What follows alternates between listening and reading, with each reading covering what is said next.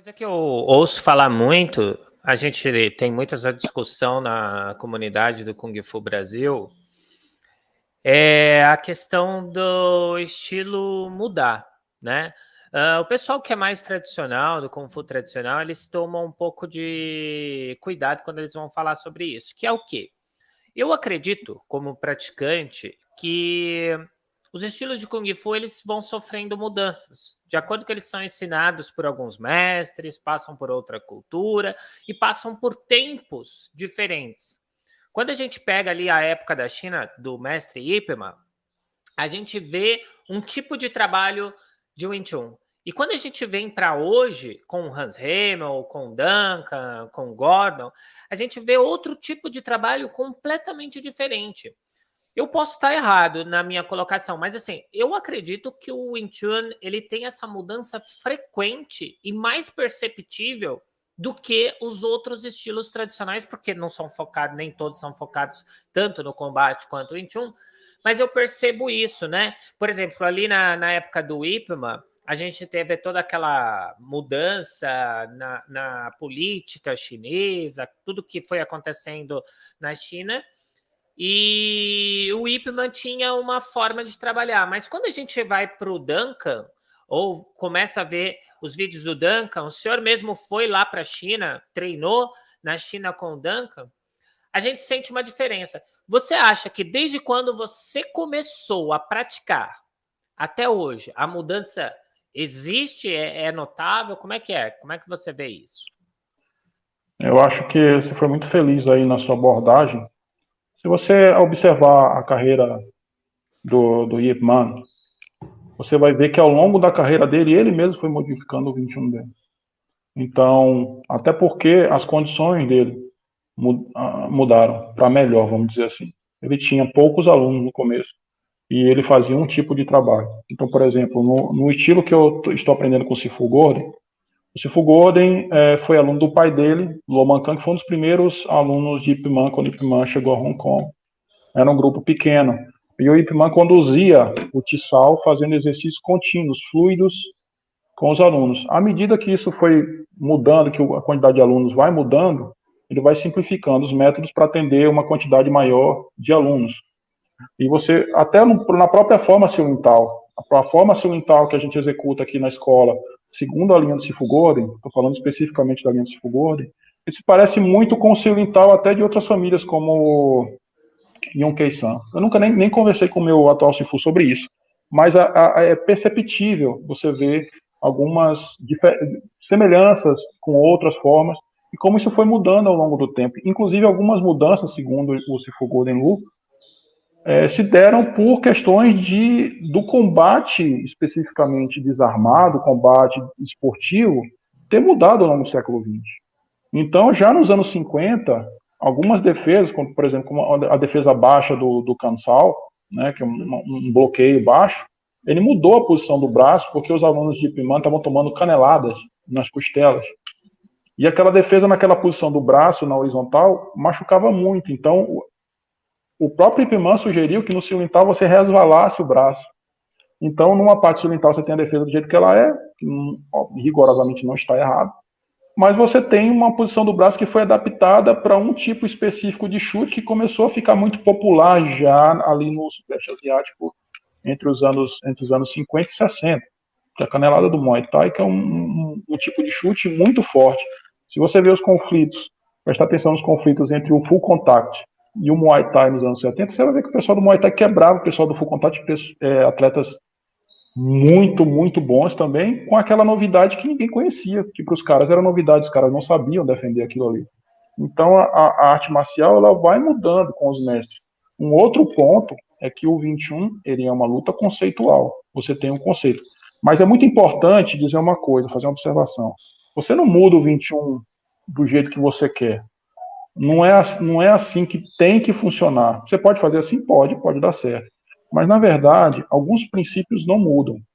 Uma coisa interessante que o Gordon fala sempre é o seguinte, que ele treinou com vários alunos de Ip Man, inclusive, incluindo o pai dele, né, como o Sifu Duncan, o Ip Chun e muitos outros. Estou falando dos mais conhecidos. E as frases que ele ouvia desses mestres que treinavam Kipman eram rigorosamente as mesmas, mesmo que houvesse diferenças aí entre a apresentação da técnica. Mais realista, menos realista, mais conceitual, menos conceitual. Então é importante dizer isso. Você muda, mas você só consegue mudar se você estiver entendendo os conceitos. Se você não entende o conceito, como é que você vai mudar? O que acontece se for quando, por exemplo, continuando esse assunto de mudança, eu tenho uma curiosidade. O Sifu Marcos ensinava lá o Wing Chun, que o Duncan tinha trabalhado, você e o meu antigo Sifu, o Sifu Florentino, foram para a China, treinaram, estudaram o Wing Chun com o Duncan e ganhou aquela base. E aí, quando vem para cá, depois de alguns anos, hoje com o Gordon. O Gordon tem uma pegada muito diferente do Duncan. A gente já conversou um pouco sobre isso na comunidade. E tem uma pegada muito diferente. Como é que fica a questão do Sifu ensinar isso para os alunos? Porque, por exemplo, eu tenho um padrão na hora de ensinar. Quando muda esse padrão, é meio estranho, assim, para mim, sabe? Como é que foi essa mudança, assim, de, tipo... É basicamente trocar de estilo, ou não? Como é que é isso? Eu diria sim e não. Porque o que o Sifu Golden aprendeu com o Sifu Duncan é rigidamente igual ao que ele... Aqui no Brasil, eu tenho que falar um pouquinho com o que a gente fazia no Brasil com o Sifu Honki. O Sifu Honki, ele tinha uma influência, ele já havia treinado, inclusive com o próprio Imã, pouca gente sabe disso. Embora o Sifu Honki não fosse um discípulo formal de Imã, ele treinou com Imã, ele treinava em Macau, com o Rokamin que foi falecido em 2020, com 95 anos, né? E ele treinava em Hong Kong também. Então ele tinha contato com Ip Man, né? Embora não fosse um aluno próximo nem nada, e ele nunca pretendeu ser. Ele nem falava muito sobre isso. Na verdade, Sifu Honki é uma pessoa extremamente ética com isso. Mas a visão dele de aplicação do 21 era muito voltada para a defesa pessoal. O estilo que foi ensinado aqui no Brasil do Sifu Honki não era uma cópia do Sifu Duncan. E não tinha que ser. As pessoas não entendem isso. Ele tinha uma visão de luta e ele aplicava a visão dele, do que ele estava aprendendo. O Sifu Honki, ele tinha uma preocupação muito em estilo ter força. A gente vê nos vídeos ruins de 21 que a gente vê pela internet, a falta de força, de explosão do 21, aquela base muito parada, e o cara só andar para frente fazendo soco corrente, falando aqui numa linguagem que todo mundo entende, né? Fazendo aquele soco corrente. Aquilo ali é muito duro, é muito parado e não tem força. A gente sabe que o soco corrente, dado continuamente, ele é um soco que ele é veloz, ele não é focado na potência. Né? Então, já na linha do Sifu Duncan, por exemplo, você tem um trabalho de longa distância que rigorosamente não existe no 21. Porque ele é baseado no bastão longo, você tem golpes com o corpo posicionado de lado. Então, é claramente um estilo voltado para lutar com outra pessoa, vamos dizer assim, desarmada. Não que você não possa lutar armado, tanto é que é baseado no bastão longo. Né? E uma forma que é comum ao Hungar, embora haja diferenças. Né? Então, é um jeito de lutar na longa distância. Isso é chamado, dentro do 21, de long range, ponte longa. E o estilo original do Sifu Golden é ponte curta. Então, há um casamento perfeito entre esses dois estilos. Por quê? Porque no 21 original, vamos dizer assim, qualquer estilo de 21 é feito a curta distância. Você não tem como fugir disso. Então, se você fica só fazendo longa distância, alguma coisa fica faltando. Então, por exemplo, é bem curiosa a história como eu me aproximei do Sifu Golden. Eu não tinha pretensão nenhuma de treinar com o Sifu Golden. Né? Ele não é conhecido pela luta, ele é conhecido por ser parente de Ip Man e por ser muito técnico e por ter um nível de habilidade, principalmente de sal, extremamente alto. E na minha escola, a gente sempre gostou de fazer sparring. Né? E nos meus sparrings, eu já com uma certa maturidade, né? No 21 a gente imagina o cara jovem lutando contra o cara jovem do peso. No 21 não é assim que funciona. No 21 você tem que partir do princípio que você vai estar em desvantagem. Você é mais velho, vai lutar com um cara mais jovem. Você é mais baixo, vai lutar com um cara mais alto. Você é mulher, vai lutar contra um homem. Você tem que imaginar já que você está com algum tipo de desvantagem em relação ao adversário. Então, nos meus sparrings aqui da maturidade contra os garotões, né, eu penso, bom, o que eu tenho que melhorar aqui? No sentido do esporte, da adaptação para o esporte, que é, de certa forma, a linguagem da rua. Não pense que hoje o cara está só te dando o soco de mata-cachorro na rua. Não, ele vai te dar um jab indireto. Você tem que saber o que é um jab indireto. Se você não souber, o soco pode chegar em você numa linguagem que você não conhece. Então você tem que saber um pouquinho da linguagem. Então, nesse sentido, estilos adaptados para o esporte são importantes dentro do 21. Só que você não pensa o 21 desse jeito, porque o 21 ele não foi inventado para isso.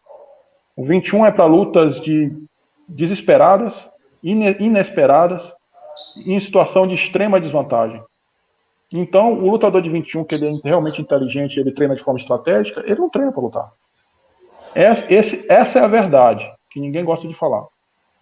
O lutador de 21, ele não treina para bater em ninguém, ele treina para não apanhar. E qual é a melhor maneira de não apanhar? Nem começar a luta. Isso quer dizer que a gente tem que ficar descansado, não precisa fazer sparring, a gente vai enrolar o cara filosoficamente ou fazer algum tipo de mágica para só fugir? Não. Você tem que saber lutar e tem que saber lutar bem. Mas essa não é a ideia principal do 21. A ideia principal do 21 é defesa. E quem não passa isso para os alunos não está passando a essência do 21.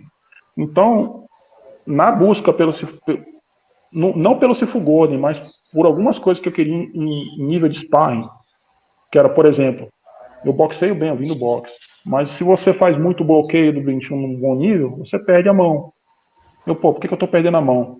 E eu fui chegando a algumas conclusões. Eu preciso de uma base um pouco mais estreita, tá? Isso aqui é o Marcos, eu não estou criticando o que eu treinei antes. Eu estou falando da minha relação com a arte, certo? Para não achar que eu estou criticando determinado mestre nem nada. Eu sou grato a todos os mestres que eu treinei, certo? Então, assim, eu precisava de uma base mais estreita, eu precisava de um tiçal que talvez não fosse tão pressure, não fosse tão empurrado, né, e tão bem, digamos assim, estruturado como o da minha escola anterior, mas que tivesse um pouco mais de variação técnica, que fosse um pouquinho mais no princípio, mesmo que não fosse tão eficiente no sentido da luta. Você precisa, no Kung Fu, você precisa raciocinar primeiro. Se você olhar qualquer estilo de Kung Fu, você não faz só porrada, você faz forma. E por que você faz a forma? As formas no Kung Fu são conceituais. Ninguém vai lutar que nem tigre, ou imitando o macaco. Ninguém luta assim. Sim. Você toma de simbolismos, porque o mundo da aplicação, ele varia bastante, é um caos. Você tem que abordar a realidade de alguma forma. Algumas artes marciais abordam agarrando, outras abordam trocando soco, outras fazem ponte, como no Kung Fu, né, que é um termo que a gente tem no sul da China, aqui o Sao, é quando um braço bate no outro, ou você tem perna com perna, isso é ponte. Né? Tanto é que no 21 a gente fala ponte longa e ponte curta. E eu conheci esse estilo de ponte curta. Então você faz a ponte longa, você faz igual você fazia antes. Quando você chega na ponte curta, você faz o estilo para finalizar a luta. Então a ponte longa precisa da ponte curta para você finalizar o combate. A ponte longa é para lutar. E a ponte curta é para matar. É o combate mais desesperado. Só que você tem que pensar o 21 na ponte curta. Quando eu entendi que o Sifu Golden tinha isso para oferecer, ele tinha uma rigidez no sentido, o princípio é esse aqui. Você vai treinar agora com os princípios que Ip Man passou, que são preservados na minha família dessa forma. Eu posso fazer qualquer coisa com os princípios. Eu posso transformar em sandá, em luta de ringue.